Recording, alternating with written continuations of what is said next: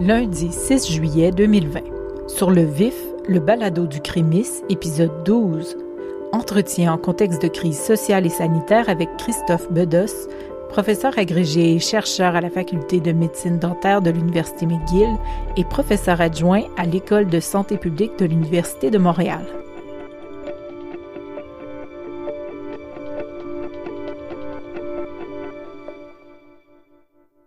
Bonjour Christophe Bedos, merci beaucoup de votre disponibilité. Pouvez-vous nous parler un peu des enjeux que vous avez documentés dans vos recherches en lien avec les inégalités dans l'accès aux services bucco-dentaires? Alors, vous le savez, la médecine dentaire est un peu à l'écart dans le système de soins au Québec. Excepté les enfants de moins de 10 ans et les personnes prestataires de l'aide sociale, les soins dentaires sont payants. Alors, bien sûr, il y a des personnes qui sont chanceuses, comme moi, avec des assurances dentaires privées, mais ce n'est évidemment pas le cas de tout le monde. En fait, plus le revenu des Québécois est faible, moins ils ont de chances d'avoir une assurance dentaire privée. Et en fait, les données du Canada montrent que la moitié des personnes avec un faible revenu n'ont aucune couverture dentaire. Alors le problème, c'est que ce sont justement ces personnes-là qui ont les plus grands besoins en soins dentaires. Donc si je résume, plus le salaire des Québécois est faible, plus ils ont de chance, ou plutôt de malchance, d'avoir des problèmes de santé dentaire et de ne pas avoir d'assurance dentaire privée. Donc c'est en fait très injuste et paradoxal. Puis il y avait des enjeux en particulier, je crois, pour les personnes couvertes par la RAMQ, en fait, qui ont des services offerts, mais pas tous.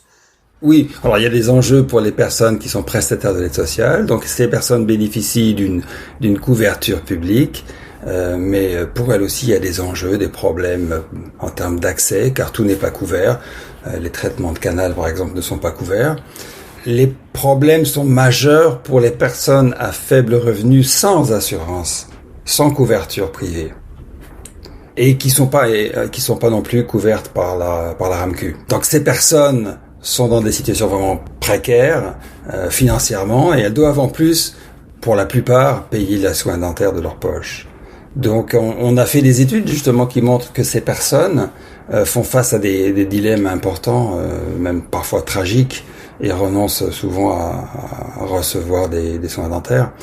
Je me rappelle d'une entrevue qualitative qui avait été faite par un de mes étudiants.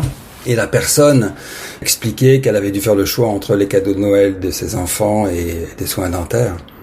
Et ce sont quand même des dilemmes épouvantables. Bon, il y a des études qui montrent que près de 9 millions d'adultes au Canada ont renoncé à des soins dentaires au cours des 12 derniers mois en raison du coût. Donc ça fait énormément de personnes, aussi bien au Québec que dans le reste du Canada, qui doivent renoncer à des soins dentaires parce qu'ils ne sont pas capables de payer.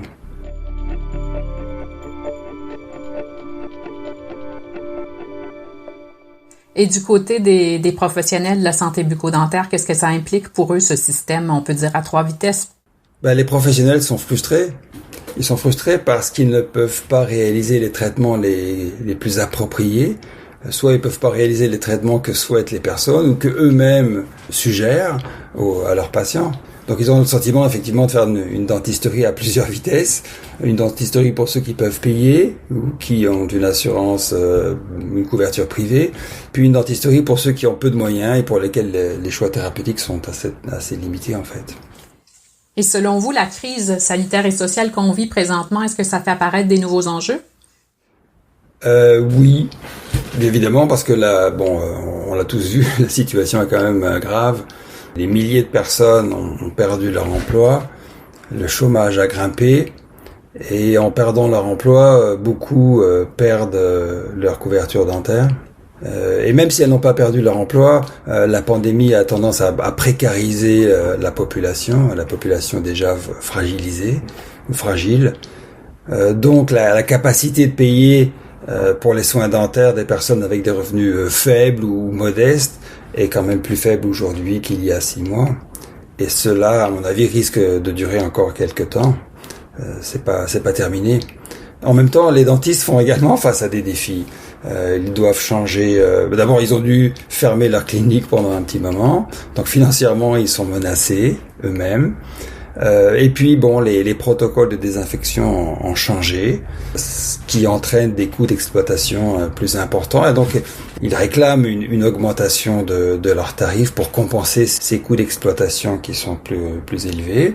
Alors on a deux phénomènes qui sont combinés, une augmentation des coûts d'un côté, de l'autre côté un affaiblissement de la capacité de payer, ou du moins une perte de couverture d'assurance dentaire pour les personnes à faible revenu.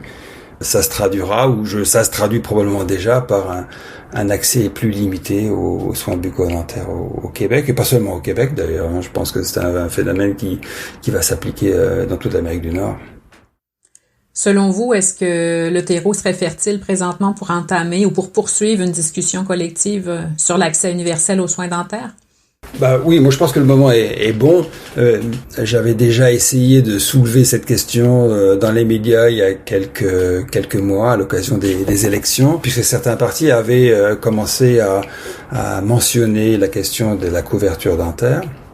Mais je pense qu'il y avait eu assez peu de soutien de la part du public, ou peu d'intérêt de la part du public ou des professionnels dentaires. La pandémie nous oblige à réfléchir à beaucoup de choses, pas seulement aux soins dentaires. Ça nous oblige à réfléchir sur les valeurs de notre société. On a beaucoup parlé ces derniers mois de solidarité, de respect, même de justice. Cette pandémie nous oblige à réfléchir, à repenser notre système de soins, et même, je dirais, de manière générale, notre système social et économique. Alors, je vois pas pourquoi les soins dentaires ne feraient pas partie d'une réflexion globale sur la société dans laquelle nous vivons et sur le sens que l'on veut donner à nos vies en général. Donc oui, je pense que c'est un bon moment. Quelles avaient été les résistances lorsque d'autres avaient ouvert la discussion sur la couverture universelle? Je dirais d'abord que la résistance, souvent, vient des personnes, et souvent des experts, qui pensent que la couverture universelle est pertinente, mais qui, d'une certaine manière, s'autocensurent, en se disant que c'est trop demandé, que ce n'est pas réaliste, car le gouvernement n'a pas les moyens, et donc on perd son temps. En fait, donc, d'une certaine manière, ça serait contre-productif de demander, ou de réclamer, ou de soutenir une couverture universelle, parce que ça ne marchera pas. Et je pense que c'est une première erreur. Si on ne demande pas, si on ne pose pas le problème, on ne changera jamais le système. Alors c'est sûr qu'il y a quand même des résistances au sein de certains professionnels qui ont peur de perdre une forme d'indépendance. Il faut se rappeler que les médecins également, dans les années 60-70, étaient totalement contre une couverture médicale universelle. Donc je pense que toutes les professions, d'une certaine manière, sont prudentes, sont réticentes face au changement, et à un changement qui peut impliquer une perte de pouvoir.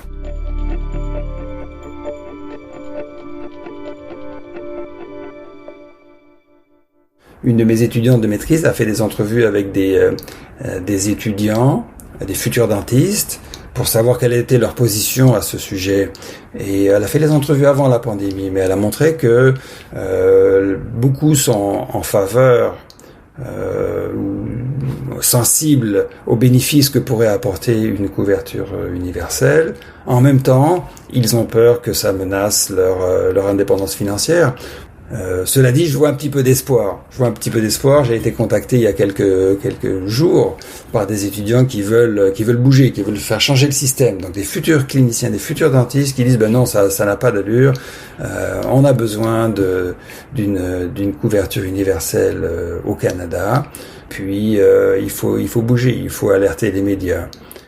Donc je place un peu d'espoir dans ce mouvement des nouvelles générations de professionnels, parce que je pense que un changement sera difficile sans un appui professionnel.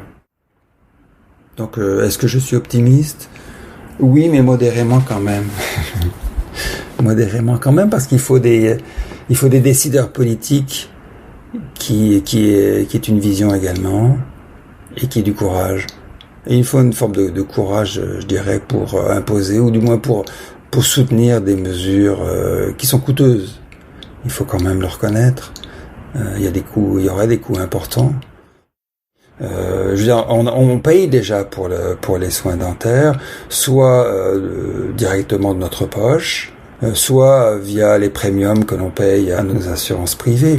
Donc il y a déjà de l'argent qui est mis, je crois que c'est à peu près $500 par famille au Québec. Donc cet argent-là, il est déjà payé. Si on instaurait une couverture universelle, cet argent-là pourrait être versé vers le public. C'est cher, c'est sûr, mais peut-être pas autant qu'on l'imagine. L'argument que j'amène le plus souvent, c'est la bouche fait partie du corps. Et je ne vois pas de raison justifiant son exclusion des programmes de la RAMQ. On sait très bien de toute façon que les maladies bucco-dentaires peuvent avoir un impact sur le reste du corps et vice-versa. Donc la bouche n'est pas séparée du corps, elle n'est pas cloisonnée, c'est